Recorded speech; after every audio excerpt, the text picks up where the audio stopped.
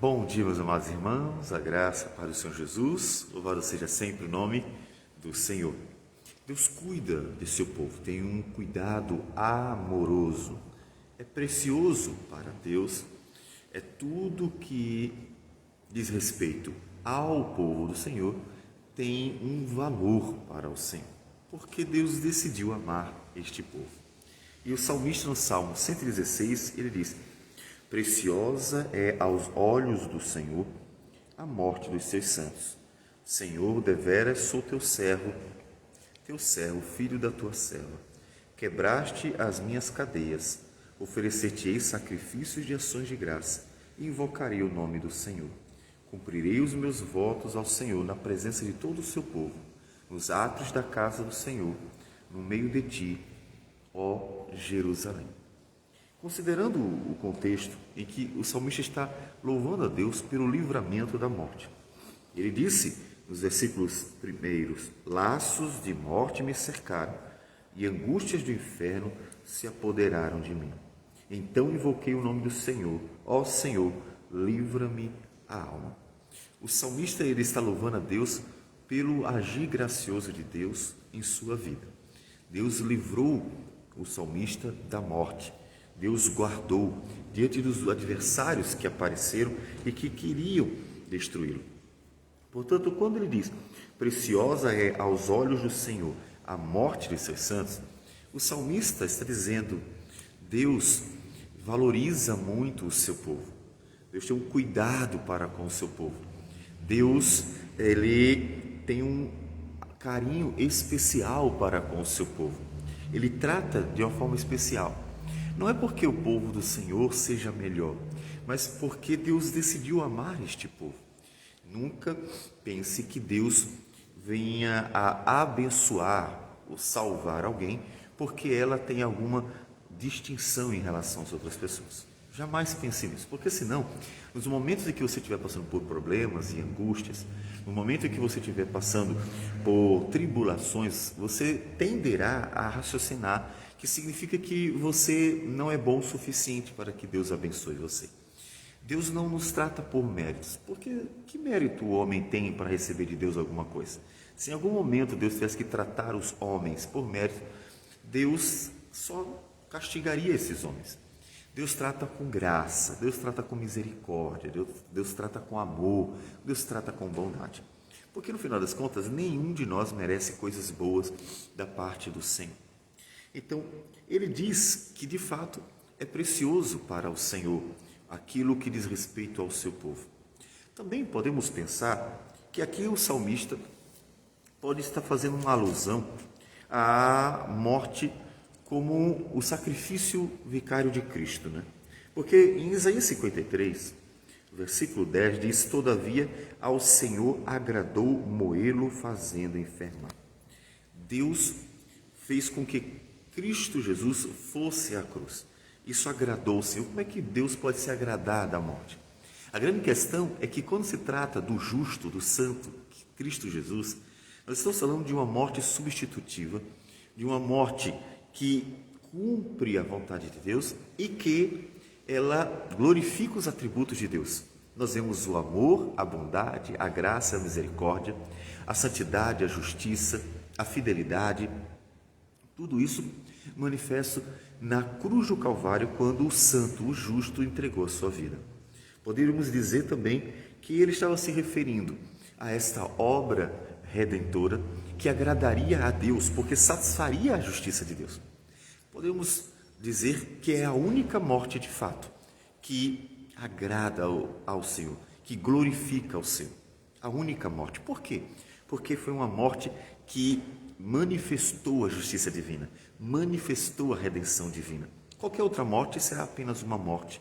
Tanto que em Ezequiel 18, o profeta diz, na verdade, sempre da parte de Deus, que Deus não se agrada com a morte dos pecadores, não.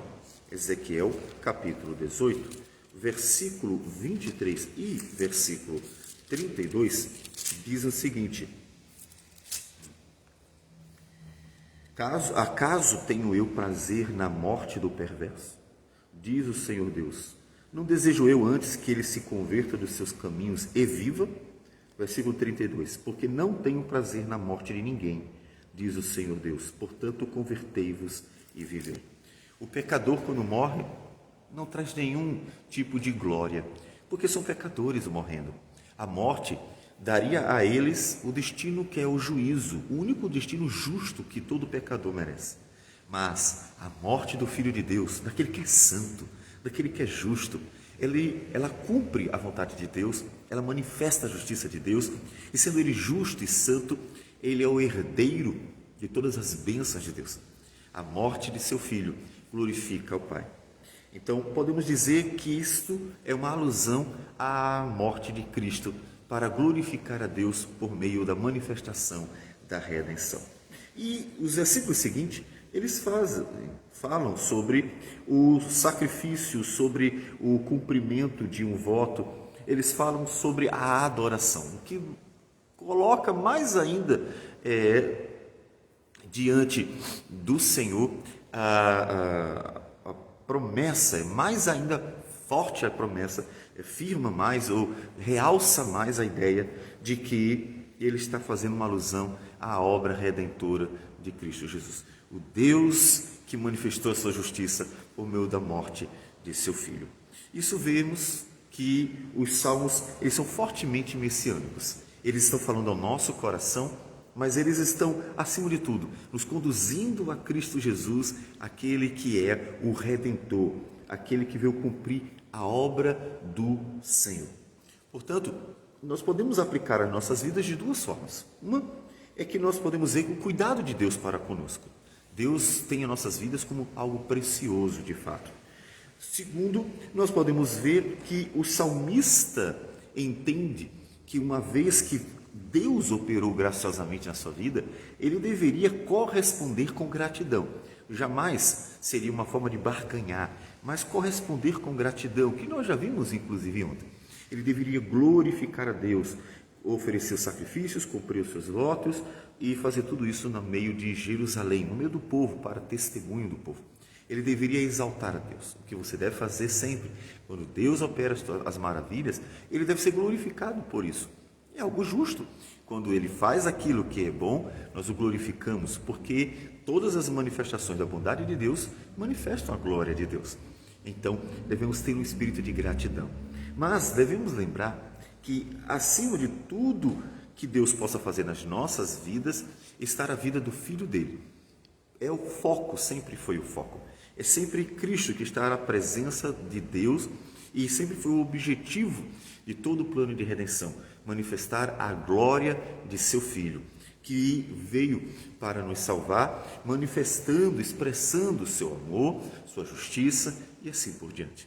Então, quando lemos os Salmos, sempre vemos o cuidado de Deus para conosco, mas sempre vemos também Jesus Cristo. Jesus Cristo como Filho de Deus e Jesus Cristo como o nosso Redentor, como aquele que é a nossa esperança, como aquele que é o mediador da aliança, o instrumento divino para abençoar o povo de Deus.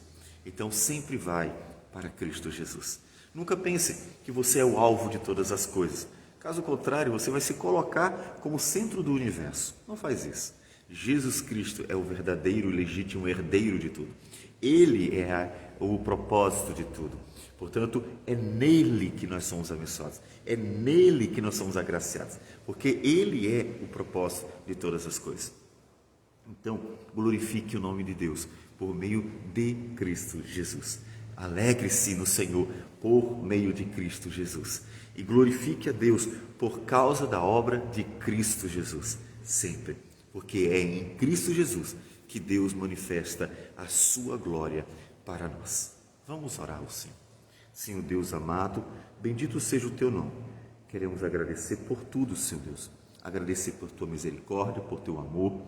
Agradecer por tua graça, por teu perdão, paciência para conosco, Senhor.